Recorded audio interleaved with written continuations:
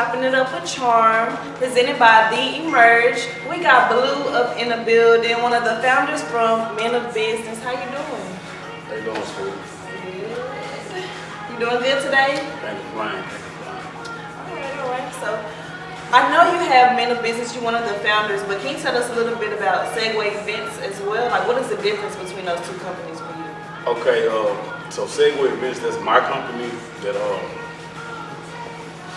I started back in 2010. And, you know, basically this is something out of college, you know. I used to be in corporate America for a little bit, and then, you know, out of college I started Segway Events. And, you know, did a lot of parties. At the time, it was me and Quasi, which is his company, is a Pinnacle Marketing Group. That's when we started as PMG3. And he and I and other guys, other gentlemen, founded the Men of Business. So, but you know, Segway Events, I keep that name because, you know, so people can identify with me as well, you know what I mean? So, yeah, that's pretty much it. I feel you. So, you know, you do have the business with working with other men. How is it working with the group? Because I know it could be difficult. Everybody have their own opinions. Correct. And stuff. So, how important is that foundation of the team? It's very important. When we first started, you know, my personality kind of came off as, you know, dominant sometimes, you know, whereas people sometimes probably wouldn't think I was open to ideas. It's just that when I was passionate about something, I spoke strongly about it. So people would take that as I'm not interested in what they have to say. That's really wasn't the case. I kind of been misunderstood, you know, through the years. I'm not gonna lie to you. So lately, I've been kind of like being even more open-minded and keeping my ideas to the very end to, you know, try to make sure everybody feels like their input is valued, because some people think, you know, and I was like, well, maybe it's me, you know what I'm saying? I have to look at my personality, maybe it's kind of like strong, you know, so let me, you know, implement my ideas, you know, later. So that seems to be working, so. So with the events, because y'all always throwing like very successful events, is it like everybody have something that they take care of themselves, or it's just like a whole team effort put together as one? It is a team effort, but we all have roles. We do. You know, I got my degree in marketing, so I'm always trying to come up with different ways to market and brand certain ideas. But you know, and I handle a lot of the talent and hosts that we bring. Not all of them. I kind of taking a step back a little bit on that, but over the years I've developed a lot of relationships with like a lot of celebrities because I was in charge of their particular roles. So I mean, yeah, we all do have roles, yeah, but we work cohesively, and you know, it's pretty successful. So you know, speaking of you being in contact with a lot of celebrities, I do see you, you know, in the mix a lot. Who would you say is one of the most down-to-earth celebrities that you've met so far? Like the coolest personality? Man, it's a few. I can't really narrow that down to one person. Yeah, I can't narrow that down to one person because there's a couple that, you know. Tell us a few things. Okay, so the first, you know, one of the first celebrities I dealt with that was extremely cool was Evelyn Lozada. Yeah, like, she was, I mean, I hadn't talked to her in years now, but like, you know, she still follows me on Twitter, you know what I'm saying? She still, you know, she shouted me out after we did an event back, I think it was in 2000, had to be 12 or 13, I want to say 2012, back in the Zook days, we used to do Zook on Fridays. She shouted me out on Twitter, like gave me some pretty high accolades, like nobody's ever really done that before, but like we went to edit the W, and you know, she offered to pay for everything, but you know, it was something that we provided, you know, but she offered to pay for everything, like extremely nice, you know, very down to earth. You know, I know she probably, some people say she has a rep of being rude, but I didn't, you know, that's why you got to see for yourself. Like, I never got that vibe from her.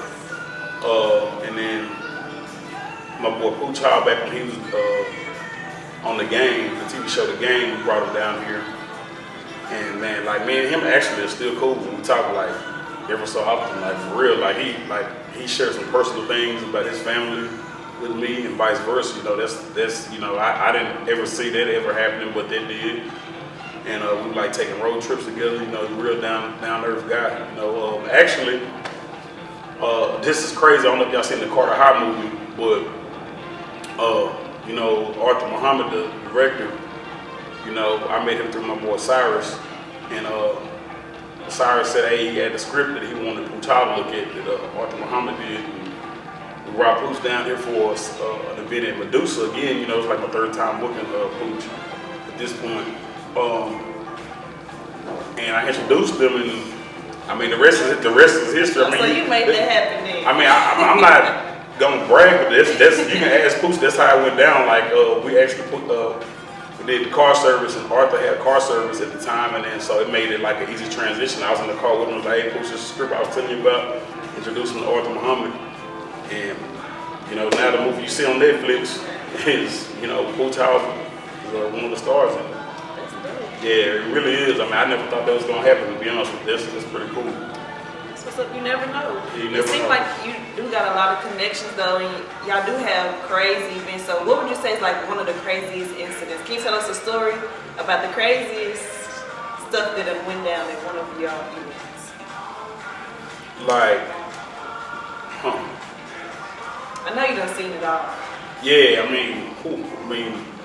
I guess, can we narrow that question down? Because it's like, oh no, one other thing real quick, and really remember, the Instagram sensation, she's mad cool, that's like family.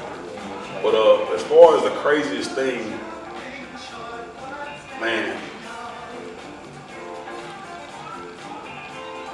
I'm trying to think. Man, I can't really narrow that down. So if you want to focus it on something in particular, like if there's a, I know you've seen plenty of fights. Okay, yeah, there we go. Let's get down to it. I know you've seen plenty of those. Okay, so Tell I me don't know why you about want to the blast this dude, because he's one of the top cornerbacks in the NFL. Say his name, say his name. I don't know if I ain't gonna, you know what I'm saying? Like, I'm gonna just say that, people can probably figure it out, you know what I'm saying? But they can't say who said his name, so I'm not going to. But this dude, I was doing events at Victory Park at the time back when Kenichi was open. And I was doing some at Victory Tavern and House of Blues. I had a very good relationship with Victory Park, And this dude, he NFL player, he broke this Grey Goose bottle. I guess he was drunk, got mad, swinging it around. He wound up actually cutting this young lady. And I got one of the blame for that. In fact, the detective called me a couple times, asking me questions. 90 days later, some days later, I actually got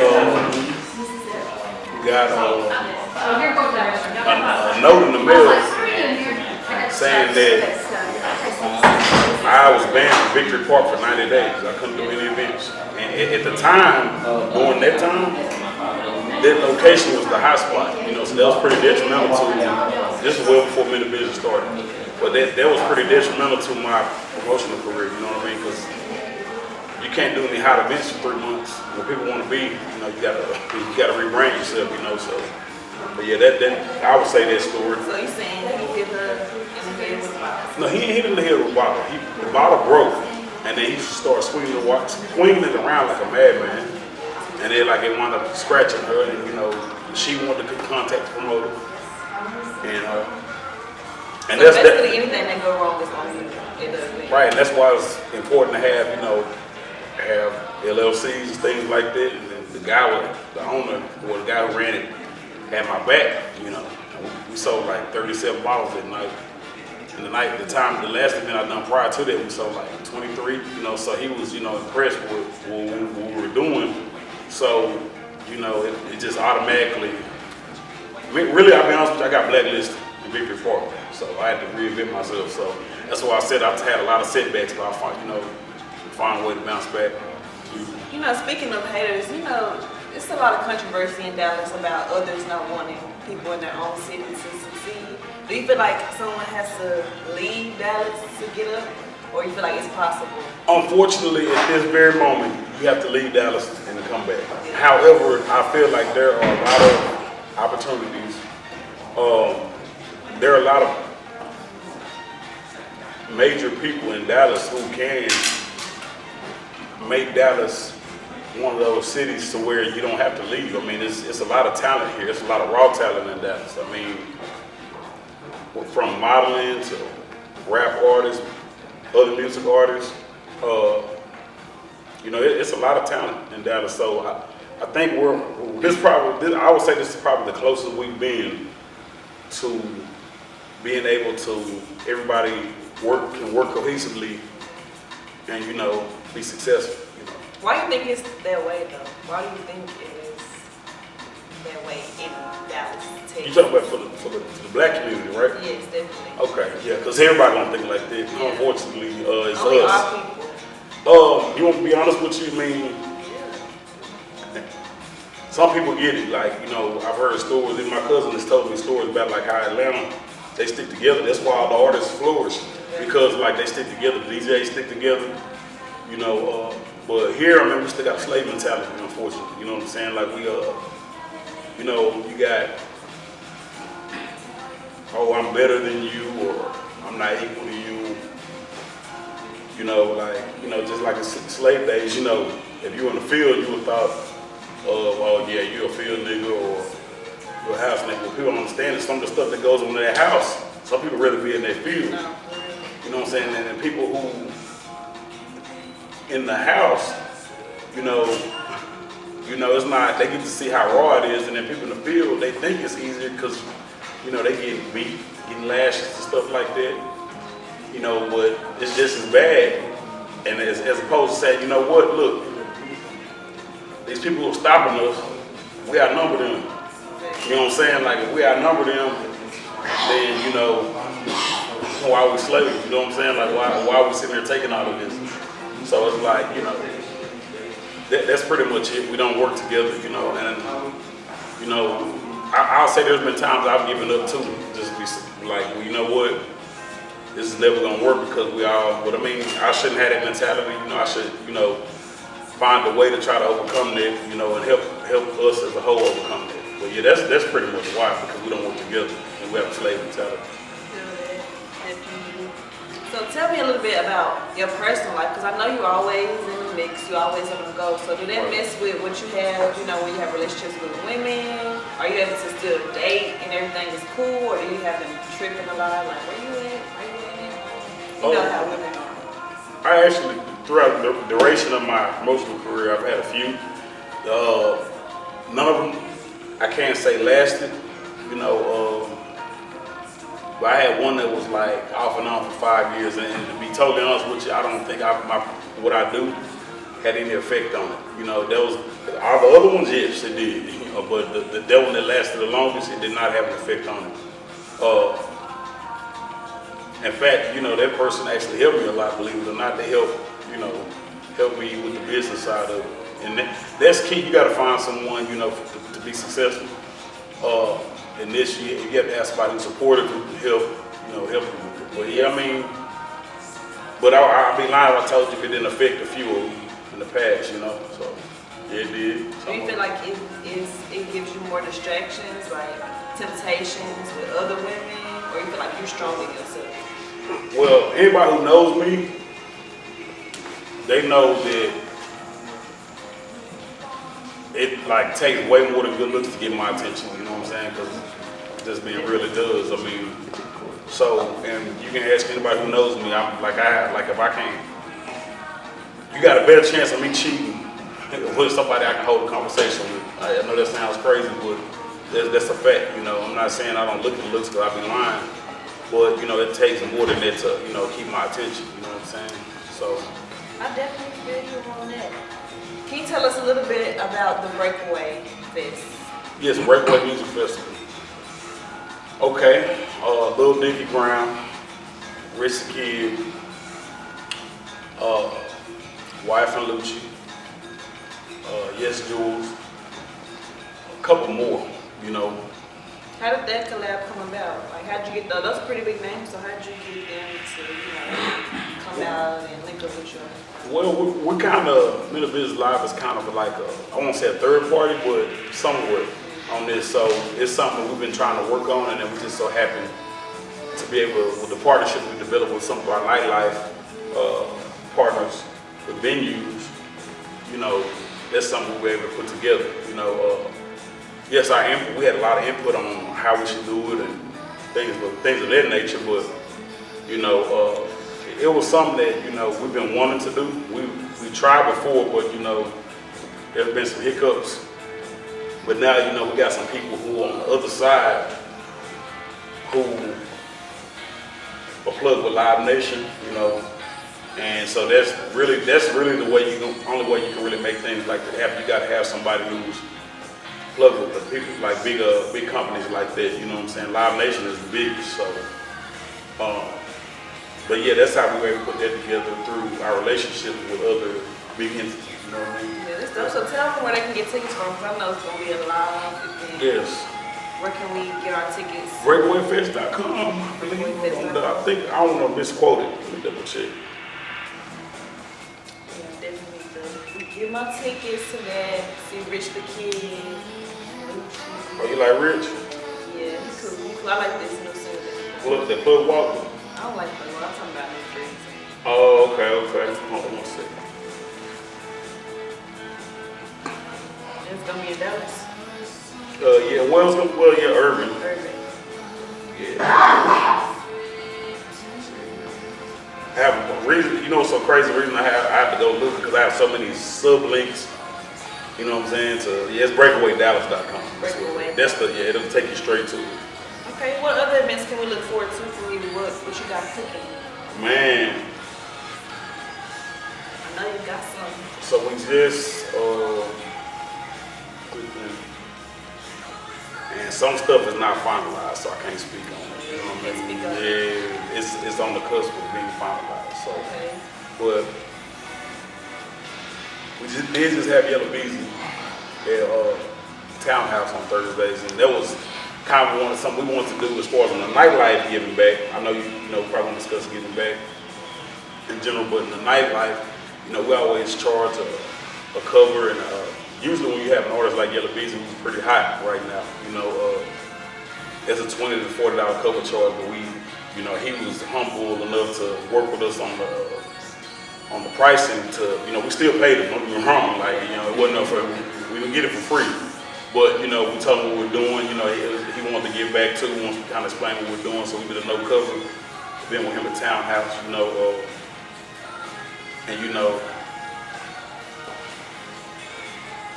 that was pretty cool. We just had Kirko, prior to that. I'm trying to think who else we had. We just had Juicy J. That's probably one of the biggest artists, like as far as, I can't even say rap artists, you gotta say pop. You say Juicy J because, when you start rubbing elbows with like Katy Perry and doing songs with Katy Perry and Miley Cyrus, that's probably definitely the biggest pop artist I've worked with, but that was pretty cool. But I can't really speak on what you got coming? Yeah, because I don't want people try to snatch it from me last Tell night. them about your weekly nights. Oh yeah. I went to Townhouse Sunday. Y'all brought out. We do Thursdays. Co-op. Shout out to my boys who used to do Mental Business. Co-op. They did Jackie's Bow Wow this Sunday. Yes, that was big though. That was a phenomenal event. That's why I said, a lot of people putting on for the city right now. That's why I said it for, that was a dope event. Jackie's Bow Wow. That's big, I know you was talking about giving back too. Do you do anything with the youth in the community? Because you are born and raised in Dallas. Yeah, we do. I don't do as much as I would like, but we fed the homeless. We've done things like that. It's been a little while since we've done something. So, and what's crazy is we talked about this in our past few meetings. We got something coming up this summer that we just get this. We want to make it real big, so we wait on this last sponsor so we can it's basically we're giving back to kids, and then we're really big on discussing, cancer. A lot of our friends and family. My mother has stage 4 cancer.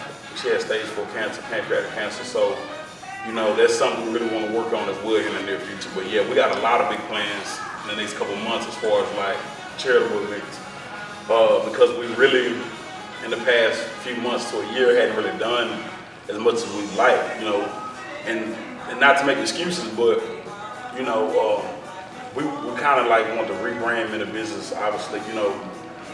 Mob Live, Minute Business Live is, you know, kind of like our rebrand, you know, so we added the live because obviously, you know, we want to do more shows, and that's where the Breakaway Festival comes in, things like that, you know. So, I mean, but as far as on the charity side, we got about 2 or 3 events we're working on. And once we get the full details, we will let y'all know, you know. In fact, I might send one of my partners up here to talk about that, you know, so.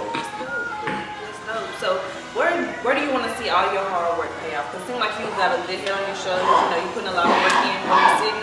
What would be the end goal for you to be like, okay, yeah, I'm at where I want to be right now? I mean, like, as far as like my title, financially, what you mean? You personally, like, as far as everything, for you to be comfortable. Help my mom beat cancer, honestly. That's like, once I do that, I feel like I've accomplished something, you know what I mean? Because I feel like, you know, that's the single most important thing to me right now. So, I mean, once that's done, you know, Lord willing, you know, I don't know, maybe start,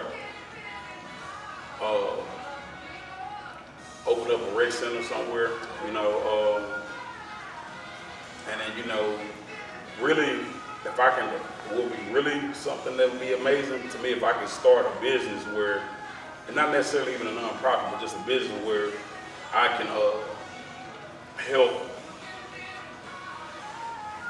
people, including myself, you know, with financial literacy, you know, because a lot of people don't, you know, including myself, I know a lot more than I did, you know, but there's still a lot of things I don't know, you know, but I mean, if, you know, us as black people, we can figure out a way to stop. I'm not saying it's okay to buy other things of that nature, but I mean, but if we can start, you know, making our own money, making our own, you know, dollars stay in the black community, you know what I'm saying? That'd be amazing. I mean, Stop wasting money. I mean, yeah, man, like we waste a lot of money, you know. Waste a lot of money, you know, and I can't say that I'm not contributing to that, because, you know, I mean that's what the women want to see, the guys in the Gucci, you know, they want to see the flashy stuff, and they don't see the nice whips, you know, but that's cool too, because people work hard, so they should buy what they would like, you know, so, but, you know, I mean, it would be great if I could, you know, start with a small financial literacy class where everybody, you know, can learn, you know, the value of they need to teach us in school. Yeah, but, you know, I'm not going to get into that, because, like, school is, you know, it's biased to what they, you know, they want us to know, you know. So, yeah, I mean, and yeah, that's another thing. Like, if I could have a youth, you know, program where the black youth are like kind of learning to know thyself, you know, knowing who Marcus Garvey is, you know, knowing who, you know, of course, everybody knows Martin Luther King and Malcolm X, but, you know, people like Marcus Garvey, Mansa Musa. A lot of people don't even know Mansa Musa is the richest man. Forget black man, white man, the richest man to walk the planet. You know, he controlled the entire world's gold and salt supply. You know, you couldn't even get gold or salt without coming to Holland and Mansa Musa. And his net worth right now will be the equivalent of $400 billion. That's a black man. You don't even know that. You know what I'm saying? I didn't even know you dropping. You know what I'm saying? Like, yeah, people don't, Mansa Musa, that's that dude, you know, like, there's no movies about him, you know what I'm saying? But Mansa Musa, you know, that's that guy, you know, he had, and then, like I said, Marcus Garvey always teaches us to know thyself, you know, not having knowledge of thyself, you can never equate to anything if you don't know who you really are, you know what I'm saying? So yeah, I would love for, you know, to kind of bring that full-fledged side youth, you know, and not saying like, cause I'm a Michael Jordan fan, I'm, you know, Kobe Bryant, you know, NFL, NBA. I mean, I just don't want the youth to feel like that's the end for us. You know, you don't have to just sell drugs. You don't have to, rap. You don't have to play sports. You know what I'm saying? And then it's good, that people can, and people say, oh, about things about drug dealers, but I mean, there's a lot of successful non-African American and non-black people who started through the black market. You know what I'm saying? I'm not telling and encouraging people to do these things, but I am saying, like, some people felt like that was the only way, and some of them found a way to use that money to build an empire. I'm not, praising or saying, they done anything wrong, but at the end of the day, you don't know what you'll do if you're put in a situation when you can't feed your mom or your baby, you know what I'm saying? So sometimes you gotta do what you gotta do. And who we the judge, you know what I'm saying? Who we the judge? So yeah. Well, that sounds really dope. I'm excited to see, what you got coming, especially with Me too, really, because I don't you know. we got some things like, because see, here's the deal, when people don't realize some of these things, a lot of people will quote you rates, a lot of celebrities will quote you rates on what people have offered them, or what they get in other cities. But like Dallas, some artists or some celebs, they may not be worth it in this city. You know what I'm saying? Like, and I'm one of those people, I've taken losses before, and if it doesn't make sense for me financially, I've got to a point in a career of doing this that I'm just not going to just do something to do it, even if it's something I know my heart would love to, man, it's look good for my resume. I passed that point where I don't do stuff for my resume, I do stuff financially that makes sense. So you will see some more things coming up, but like even with the Juicy J event, that was expensive, but we had, F and Baca help out with it. A lot of people don't know that, but shout out to everybody.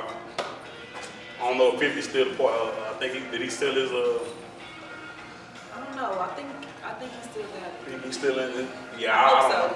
They selling everything. Yeah, I hope he's still yeah. 50's funny and people give him a hard time, but again, though, they said they want to about 50. Him, Rick Ross, people like that, black wealth. You know what I'm saying? They took their money and they built empires with it. That's the name of the game. Well, I definitely want to thank you for coming out. Can you let them know where to follow you, where we can see all Oh your yeah. events? My Instagram is Segway_events, SEGUE_EVENTS. We got Men of Business Live and The Men of Business Live on Instagram as well. See, my Twitter is BlackShay, BLACKTHE.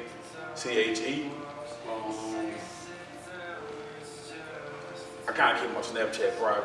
I don't give that. Yeah, I don't like everybody on my Snap, but the people who do follow me can see my events on there. Trying to think what else. Facebook is Christopher Blue, BLUE, like the color. Yes, that's pretty much it. Yeah, that's pretty much it. You can Thursday nights we're at Townhouse. Friday nights we're actually know how to pronounce it. Palikia, some people say it. Saturday nights, Republic Ranch. Sunday daytime in Uptown at TNT. We have a rooftop, nice venue. We got some more things we're working on throughout the week that's coming up, but y'all stay tuned for that. And I appreciate y'all having me. No problem. Definitely thank you for coming out, dropping that knowledge on us. Y'all take it and listen to it. Thank y'all for tuning in to Chopping It Up with Charm, and we'll see y'all next time. Thank you. Where'd Jay